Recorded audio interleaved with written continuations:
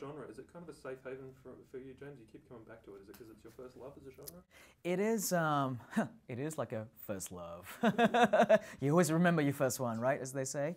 Yeah, you know, I definitely do have, an affinity for it in a big way. I mean, I'm definitely a true fan of the genre. I'm very passionate about this world, and so, you know, for me more than anything though, coming back to do Conjuring 2 was really, you know, the opportunity to kind of, you know, come back to a space that I feel familiar with, and to, you know, to work with people like Vera Farmiga and Patrick Wilson again, because I love those guys so much, and I had such a great time working with them on the first film, that I just, you know, wanted it to, you know, come back to a smaller production after Fast and Furious 7, which was such a big, gigantic canvas that I played in. I wanted to, you know, just go back to something a bit more intimate. All right, cool. That is more my own. It's also interesting that you and Lee, with the Saw franchise, you started off what was called torture porn. Conjuring is a lot more traditional horror. It's a lot more back to the 70s, well, where the genre started. I mean, here's the thing. I've always said that my filmmaking style is very classical, right? I subscribe to the classicism style of pure cinema filmmaking, and this is something that I've actually done all the way back to my first movie, back to Saw.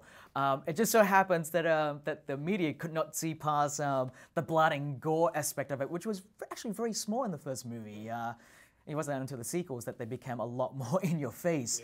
Yeah. But my style of filmmaking has always been the same. I've always been a big fan of crafting suspenseful, tension-filled sequences, and I've just been doing the same thing with all my movies that I've done. And it just so happens that the Conjuring movies is a period films that take place in a different era, and so the combination of the time period with my style of filmmaking just made it feel very old school. And so I don't know if I set up to do it that way, but it just sort of came together that way. So as a horror maestro, do you think there's maybe a romantic comedy, an Oscar-winning drama in your future?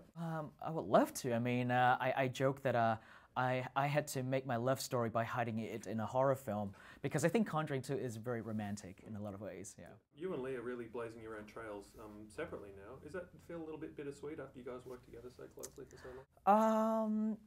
I mean, I think it was inevitable that it was going to happen, but Lee and I always still, you know, we hang out and we still talk about different projects together, so, you know, it's good to go off and do our own things for a little bit. Yeah. Something I read, I don't know how true it is about Fast and the Furious, you said it was very, what I read that you said was it was very rewarding, but very draining, and you wouldn't want to do anything that big again. How true is that?